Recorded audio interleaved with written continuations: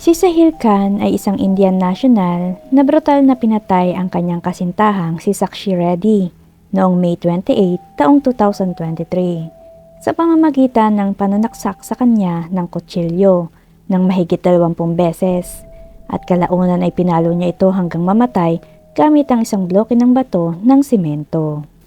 Si Muhammad Sahil ay kilala rin bilang Sahil Khan. Siya ay pinanganak noong July 5, 2003 sa lugar ng Delhi. Maaga siyang tumigil sa pag-aaral at nagtrabaho bilang AC mechanic. Ngunit ano nga ba ang AC mechanic? Sila yung mga dalubhasa sa pag-i-install at pagkukumpuni ng mga air condition system. Ang kanyang ama ay si Muhammad Sarfaraz na isang welder. Ang kanya namang ina ay nagpapatakbo na isang tindahan. At mayroon siyang 3 kapatid na mga babae. Ang 2 sa mga babae ay estudyante pa lamang. At ang isa ay nagtatrabaho na. Ang isa sa kapatid niya ay si Tani. Si Sahil ay sumusunod sa relihiyong Islam. Siya'y tila nagsusuot ng kalawa para itago ang kanyang pagkatao o tunay na relihiyon. Si Sakshi Reddy ay isang teenager na Indian national. Siya ipinanganak noong 2007 sa Delhi. Siya ay 16 na taong gulang noong 2023 at nakapasa siya para sa kanyang Class 10 exams noong ding 2023. Ang ama ni Sakshi ay si Janak Rah na may palayaw na Rah Mistry. Isa siyang trabahador na arawan kumikita. Ang kanya namang ina na isang may bahay ay hindi pinangalanan. At siya ay may isang kapatid na batang lalaki na 10 taong gulang. Ang kanyang pamilya ay sumusunod sa relihiyong Hinduismo. Noong May 28 taong 2023 ay walang awang pinatay ni Sahil ang isang 16 na taong gulang na teenager na nagngangalang Sakshi Reddy sa lugar ng Shabad Dairy sa Rohina, Delhi, India. Makikita sa CCTV camera ang paglalakad ni Sakshi patungo sa palengke. Samantala sa kabilang banda ay nakuhanan ng CCTV camera si Sahil na may mga kausap. Maya-maya ay lumakad siya palayo at sinalubong si Sakshi na napansin niyang paparating. Nilapitan niya ito at hiniling na sumama sa kanya, ngunit nang tinanggihan siya nito, ay brutal niyang pinagsasaksak si Sakshi gamit ang isang matalas na kutsilyo ng mahigit 20 beses at kalaunan ay pumulot siya ng isang bloke ng batong simento para basagin ang kanyang ulo ng 6 na beses. At kahit na maraming dumaraan na nakasaksi sa insidente ay walang sumagip kay Sakshi. Nakuhanan ng CCTV footage camera ang insidente na nakalagay sa pinangyarihan ng krimen. At bagamat ang isang kakilala ni Sahil na lumapit sa kanya para subukang awatin siya, ay nabigo itong pigilan siya sa pananaksak kay Sakshi.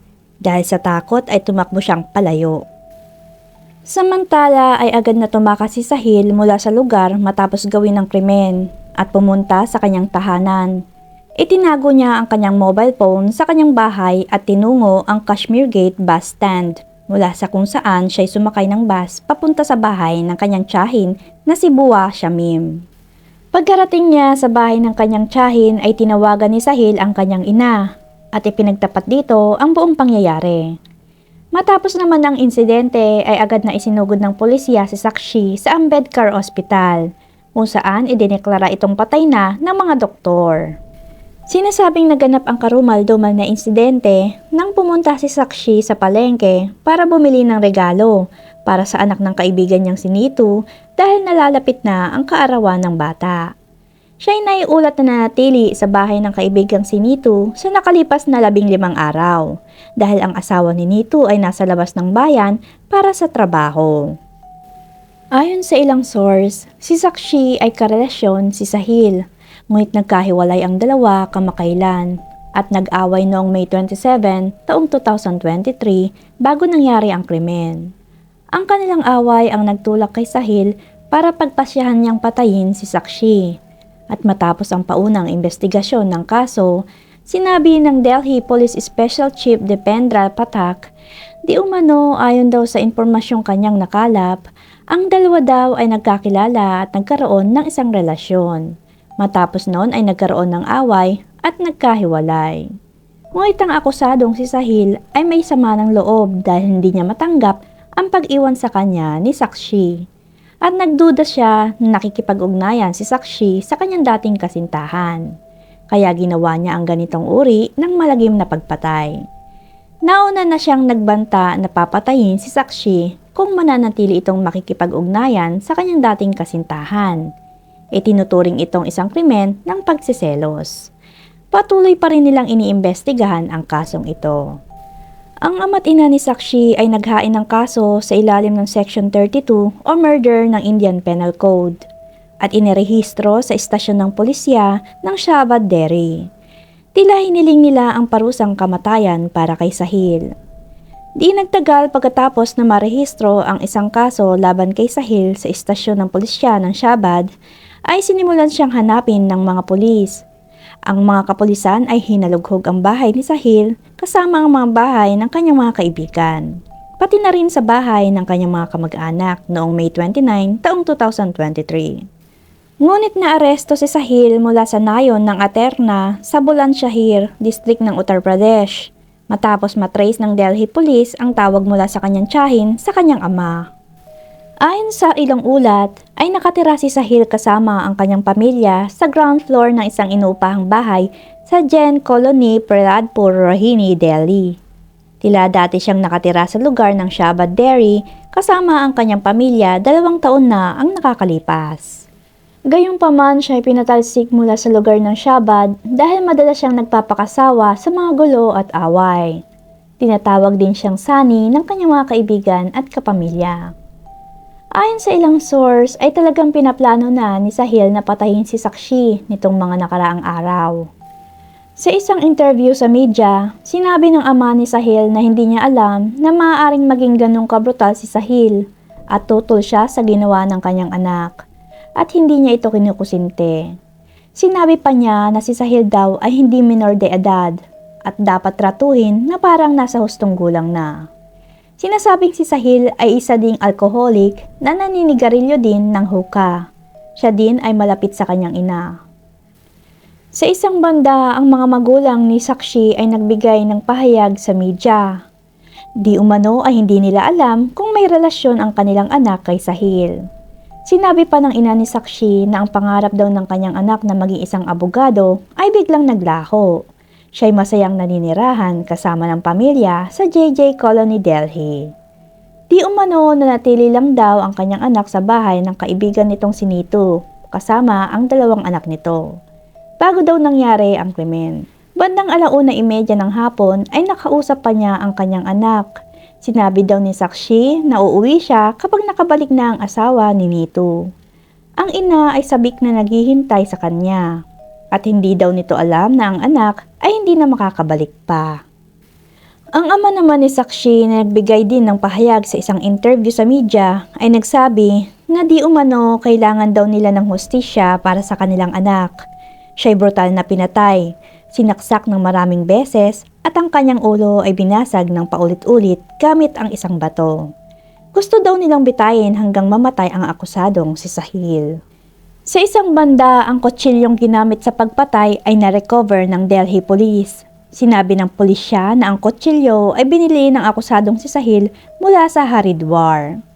Samantala ay dumating na ang postmortem examination report sa bangkay ni Sakshi. Dito ay nahayag ang kalupitan ni Sahil habang binabasag niya ang bungo ng menor de edad na si Sakshi para patayin ito.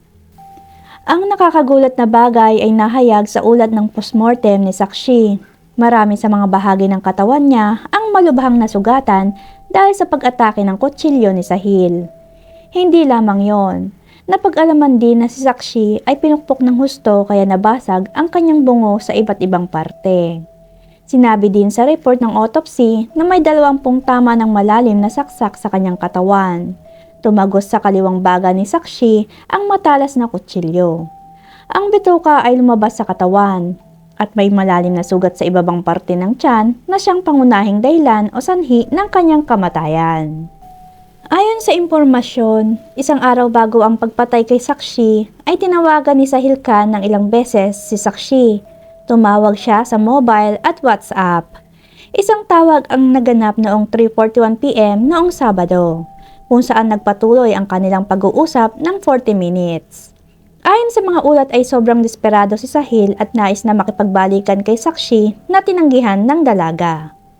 Sa pag-iimbestiga ng Delhi Police na pag-alaman nila na sa pag-uusap na yun sa telepono ay nagkaroon ang dalawa ng malaking away. At doon nga ay pinagbantaan ni Sahil si Sakshi. At pagkatapos ng tawag na yon ay lalong lumala ang sitwasyon. Sinasabing dahil sa takot ay humingi ng tulong si Sakshi sa kanyang mga kaibigan na sina Jabru at Babana. Malamang ay alam niya na tutuparin ni Sahil ang mga pagbabanta nito sa buhay niya. At pagsapit nga ng alas 9 ng gabi noong Sabadong yon, noong May 28 taong 2023, ay tinawagan ni Javru si Sahil sa Shabad Dairy at binalaan siya na layuan si Sakshi kung hindi ay may mangyayaring masama sa kanya. At dahil sa galit ni Sahil nang malaman niya na nagsumbong si Sakshi sa kanyang mga kaibigan, ay tinutuon nito ang pagbabanta niya. Inusisa rin ng mga pulis ang mga kaibigan ni Sahil na nakitang kausap niya sa CCTV ilang oras bago ang krimen. Bukod dito ay hinigpitan din ng pulisya ng Delhi ang mga tornilyo sa mga kaibigan niya. Ang pagdinig ng korte sa kaso ni Sahil Khan ay magpapatuloy pagkalipas noong June 3, 2023. Ngunit wala pang eksaktong araw kung kailan ito mangyayari. Pero ang mga pulis ng Delhi ay magpapatuloy pa rin sa pagkalap ng iba pang impormasyon ukol sa kaso. Naway makamit ng pamilya ni Sakshi Reddy ang hustisya.